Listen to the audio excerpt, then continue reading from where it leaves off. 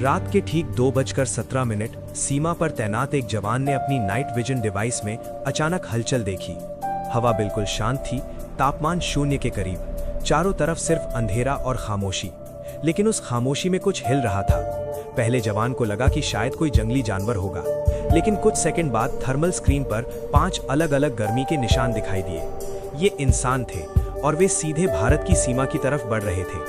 जवान ने तुरंत वायरलेस पर मैसेज भेजा, संदिग्ध मूवमेंट, सेक्टर अल्फा, दूरी 600 मीटर। अगले कुछ ही सेकंड में पूरा इलाका अलर्ट पर आ गया। लेकिन जवानों को अभी भी अंदाजा नहीं था कि ये सिर्फ घुसपैठ नहीं बल्कि एक बड़ा आतंकी हमला था, जो अगर सफल हो जाता तो भारत के इतिहास का सबसे बड़ा हमला बन सकता था। हमले से 3 दिन पहले दिल्ली में खुफिया एजेंसी के कंट्रोल रूम में एक इंटरसेप्टेड कॉल रिकॉर्ड हुई।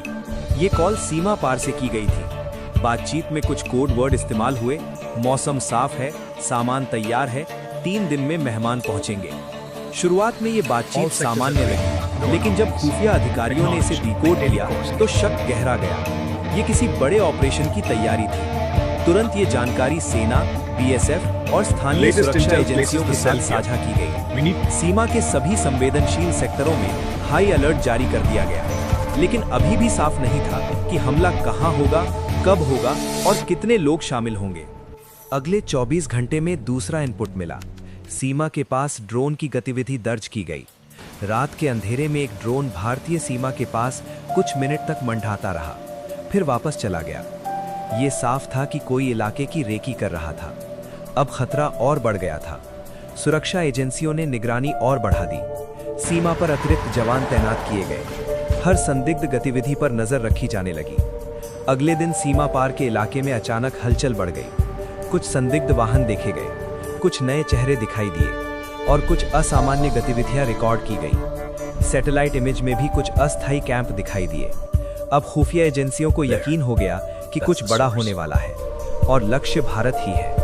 जांच में सामने आया कि आतंकियों का प्लान सीमा पार करके भारत में घुसना था। इसके बाद 3 अलग-अलग शहरों में हमला करना था। भीड़ भाड़ वाले इलाके, रेलवे स्टेशन और सुरक्षा ठिकाने निशाने पर थे। ये एक मल्टी सिटी अटैक प्लान था, जिसमें एक साथ कई जगह धमाके होने थे। अगर ये हमला सफल हो जाता तो सैकड़ों लोगों की जान जा सकती थी और पूरा देश दहल सकता था। रात गहराती गई, सीमा पर सन्नाटा छा गया। तभी 5 से 7 संदिग्ध आकृतियां धीरे धीरे सीमा की ओर बढ़ने लगी। उनके पास भारी हथियार थे, विस्फोटक सामग्री थी और जीपीएस डिवाइस भी। वे सीमा की बाड़ तक पहुंच चुके थे। उन्होंने बाड़ काटने की कोशिश शुरू की, लेकिन उन्हें पता नहीं था कि भारतीय जवान पहले से तैयार बैठे हैं। अचानक लाउडस्पीकर से आवाज आई, रुको, तुम घिरे हुए हो। कुछ सेकंड तक सन्नाटा रहा, फिर अचानक फायरिंग शुरू हो गई। सीमा पर गोलियों की आवाज गूंजने लगी। आतंकी लगातार फायरिंग कर रहे थे। भारतीय जवानों ने भी जवाबी कार्रवाई शुरू कर दी। करीब 45 मिनट तक मुठभेड़ चली। अंधेरे में गोलियों की आवाज गूंजती रही। आखिरकार सभी आतंकियों को मार गिराया गया। लेकिन असली कहानी इसके बाद सामने आई। जब जांच शुरू हुई तो आतंकियों के पास से भारी मात्रा में हथियार बरामद हुए। AK-47 राइफलें, ग्रेनेड, विस्फोटक, timer device, GPS system, mobile phone और कई नक्शे। सबसे चौंकाने वाली बात, उनके पास भारतीय शहरों के नक्शे थे, भीड़ भाड़ वाले इलाकों की तस्वीरें थीं। ये साफ था कि हमला बेहद बड़ा होने वाला था। मुठभेड़ के बाद सीमा पार से एक और इंटरसेप्टेड कॉल रिकॉर्ड हुई, जिसमें कहा गया ऑपरेशन फेल हो गया। इससे पुष्टि हुई कि ये एक संगठित हमला था और इसके पीछे बड़ा नेटवर्क काम कर रहा था। इसके बाद देश के कई शहरों में छापेमारी शुरू हुई। कई संदिग्ध गिरफ्तार किए गए। उनके पास से फर्जी पहचान पत्र, इलेक्ट्रॉनिक डिवाइस और संदिग्ध दस्तावेज मिले।